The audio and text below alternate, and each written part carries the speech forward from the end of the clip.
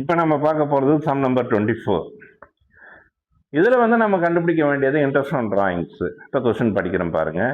A and B are partners in a firm. They share profit in the ratio of 3:2. As their partnership agreement, interest on drawings is to be charged at 10% per annum.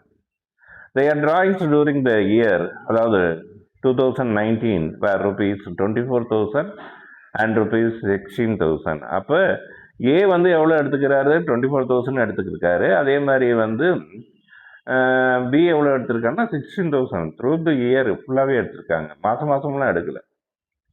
அதுக்கு அடுத்தது calculate interest on drawings based on the assumption that the amount were withdrawn ஈவன்லினா ஆவரேஜாக எடுத்து போட சொல்லிருக்காங்க. அதாவது through out the year. அப்போ ஆவரேஜ்னா என்னன்னா 6 months மட்டும், 6 divided by 12, வேற ஒன்றும் கிடையாது. இப்போ எக்ஸ்பிளைன் பண்ணுறேன் பாருங்க.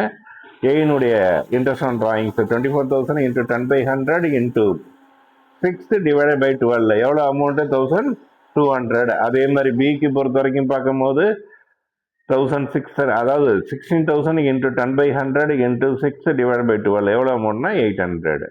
அவ்வளோதான், கணக்கு ரொம்ப சிம்பிளாக முடிஞ்சு போச்சு. 24 முடிஞ்சிடுச்சு.